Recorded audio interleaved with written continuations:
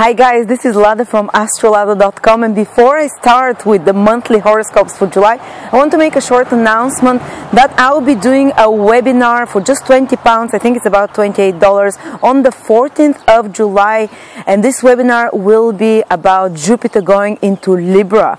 And anyone who subscribes at the end of the seminar, at the end of the webinar, I'm going to be looking at their personal charts and discussing how it's going to affect them personally, and I'm going to go through all the signs. I'm going to go through the specifics that you're not going to get anywhere on any video online. So subscribe. You can subscribe for this webinar at astroladawebinar@gmail.com. I'll put the email here, and I'll give you all the details how to log in. And if you're not able to log in on the appropriate day, on the 14th of July, when the webinar is on Thursday, the day of Jupiter, of course, because we're talking about Jupiter, you'll get a free recording, and you can send your chart details as well to look at them quickly. And I have another announcement. I'm looking for new psychics, astrologers, and tarot card or angel card readers who want to partner with me on Astrolada.com and who want to work together with me. And yes, if you're interested in such job opportunities, again, write to me at astroladawebinar@gmail.com. Hi guys, this is Lada from Astrolada.com, and before I start with the monthly horoscopes for July, I want to make a short announcement that I will be doing a webinar for just £20, I think it's about $28, on the 14th of July, and this webinar will be about Jupiter going into Libra. And anyone who subscribes at the end of the seminar, at the end of the webinar, I'm going to be looking at their personal charts and discussing how it's going to affect them personally, and I'm going to go through all the signs. I'm going to go through the specifics that you're not going to get anywhere on any video online. So subscribe. You can subscribe for this webinar at astroladawebinar@gmail.com. I'll put the email here, and I'll give you all the details how to log in. And if you're not able to log in on the appropriate day, on the 14th of July, when the webinar is on Thursday, the day of Jupiter, of course, because we're talking about Jupiter, you'll get a free recording, and you can send your chart details as well to look at them quickly.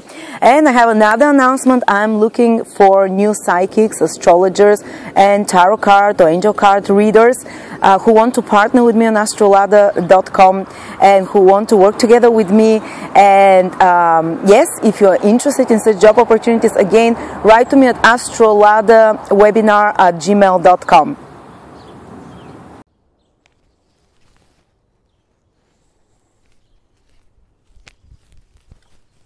Hi Capricorns, this is your July 2016 horoscope with me, Lada from Astrolada.com. Cheers for me. That's my non-alcoholic smoothie. I repeat, non-alcoholic. I'm not blabbering here drunk predictions. So let's see what July holds for you if it's your ascendant, sun, or moon in Capricorn. The good news is that Mars is turning direct in your 11th house. And what is the 11th house? The 11th house is rewards. The 11th house is the house of gainfulness. So if there was something that was stagnating or something that required extra efforts and extra use of your willpower in regards to receiving rewards, recognitions, titles and honors of any sort, or bonuses of any sort, or increasing your income through gainfulness in any way, when Mars starts moving direct from July onwards, gradually through July, August, you'll start seeing the results of those extra hard actions that you've been doing. Maybe you can finally receive a bonus after that. Maybe finally you can receive a, say some titles, some like PhD, or receive some diploma of some sort, or increase if you've been trying to work hard on finding new sources of income, and you've been thinking, why are things frustrated, why are they so slow, having to restructure something in a way that your income and gainfulness is better. Now when Mars starts moving direct, you'll see the results of those actions. Or if there were any blockages, they'll start unblocking.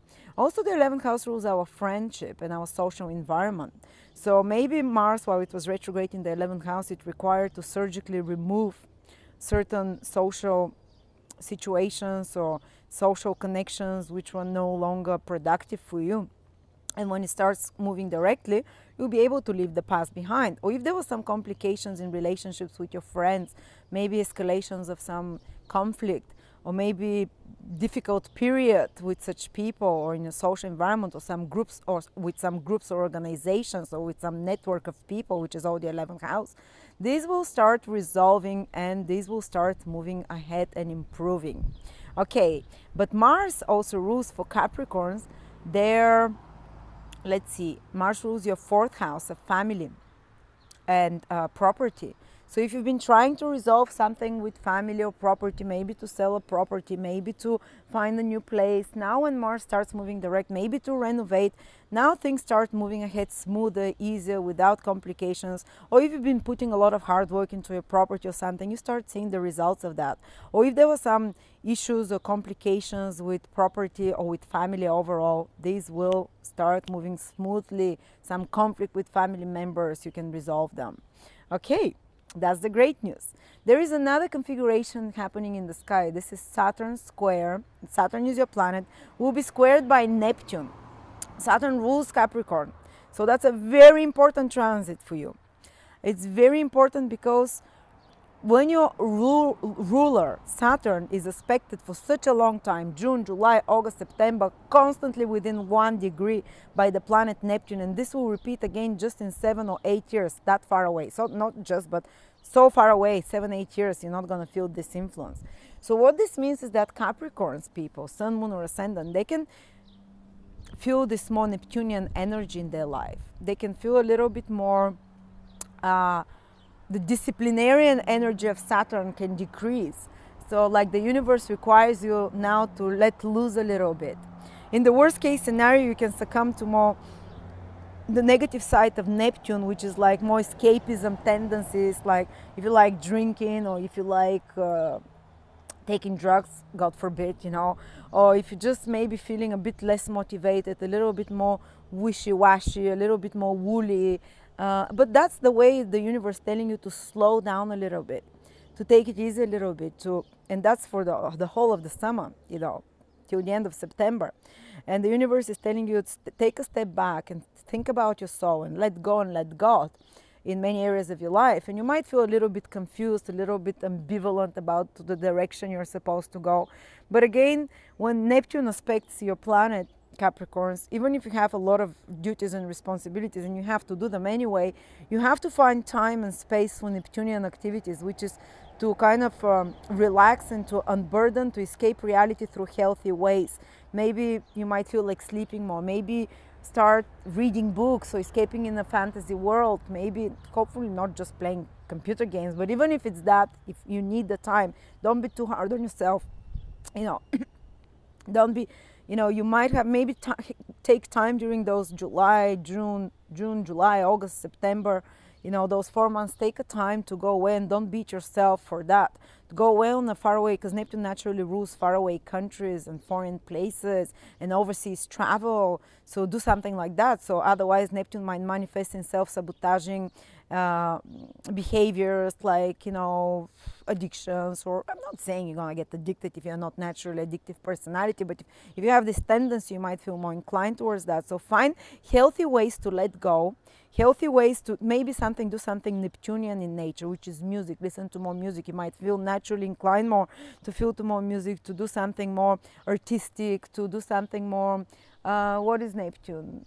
Again, as I said, it's traveling, it's music, is art of some sort, is some hobby that is more creative, that submerges you in a world of fantasy and imagination. And if you're in any way in creative fields, if you're I don't know, animator or designer or writer, Neptune, or music, sing-song writer, you know, or film, in the film industry in some way, Neptune can make you even more inspired. Neptune can remove certain boundaries from you, because that Saturn, the Saturnian people, you Capricorns, can have a lot of hang-ups and a lot of you know, self-restrictions on yourself, and Neptune can remove them in some way, so it allows you to feel a bit more liberated. But at the same time, the worst case scenario, Neptune can undermine your confidence, because it's when the structure is removed from Saturn, which Neptune tends to do, to remove the structure, Saturn can feel much at a loss and can feel much confused. But I urge you to embrace this process, to embrace this energy, not to freak out about it, even if you feel less motivated. Don't doubt yourself. Sometimes the energies of the universe are more powerful than us. This is how they tell us to take a break, to think about our soul, to think about the most spiritual aspect of life. Okay, at the same time, Neptune is in Pisces. So that's for Capricorn is 1, 2, 3, your third house. Is it? Yeah, it is the third house. I'm sorry, I'm starting to get tired. So yes, so Saturn though will make your planet Saturn will also make an aspect to Neptune in your third house. The third house is your communications, is the information sources, is your daily, everyday communications with people. It's your teammates, playmates, siblings, co-workers, associates of any sort. But Saturn demands you to put order and structure in those relationships. So because Saturn is aspecting Neptune, and Neptune is without boundaries, without limitations. So if you've allowed people from those environments in your life, whether it's siblings, whether it's relatives, whether it's co-mates, teammates, playmates, people you meet in an everyday environment, if you've allowed them to take advantage of you in some way, or to be not, Saturn will correct that. Saturn will help you put boundaries. Or if those people have been dishonest towards you purposefully or not on purpose, or maybe ambivalent or not clear, Saturn will make sure that, those things will be corrected, those mistakes or lies will come to the surface. But if you yourself in your communications have been ambivalent or unclear, this will also come to the surface. So it can be corrected. So for the future to be more, in your communications to be more strict in some way, to be more clear in some way, and not to make those mistakes. So maybe if you've missed some documents, lost letters can come to the surface now, because Saturn wants to correct such third house, which is communication, information, mishaps and mistakes. So if you've been misleading someone, or someone's been misleading you from this kind of group of people in their communication or information, this will crystallize and become clearer. Okay, then another thing that is happening is that there are lots of planets in your 7th house till the middle of July. And that's a short influence. The Saturn Neptune one continues 4 months, what I told you, and you're already feeling it. And 3rd house also rules learning new skills. So Saturn might push or pressure you either from outside sources, or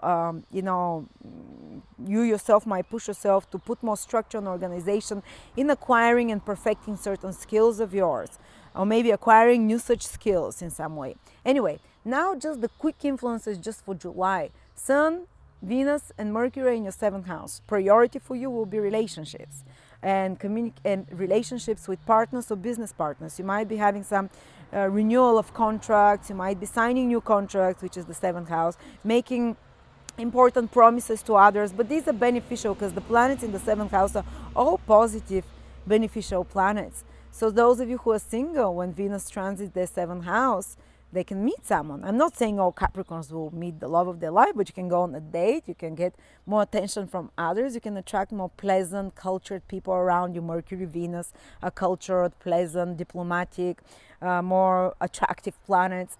You can just be more busy communicating with other people. If you're married, your spouse you can have more bonding and renewal of the relationship, reconnecting in some way, or some new beginnings in the relationships. Business partnerships, if you have business partnership, you can create new ones, or you can be, or you can start working in partnership with someone, for example, now. And it's a good time now to reach out to others, because 7th house is the house of others. Don't try to do things on your own. Actually, you're better off in July, and even starting from June, to cooperate with others, to ask for advice and support from others, to build bridges with others, because help and support is coming to you through such others, whether it's personal partners or business partners, or relationships in any sort. So thank you very much, Capricorn. Follow me on YouTube, subscribe to me, or follow my Facebook, like my Facebook page, and check it daily, because I do there daily competitions to win a free reading with me, monthly competitions to win a free reading with one of my psychics or astrologers or tarot readers or angel readers. And also I do lots of articles if you prefer reading rather than listening.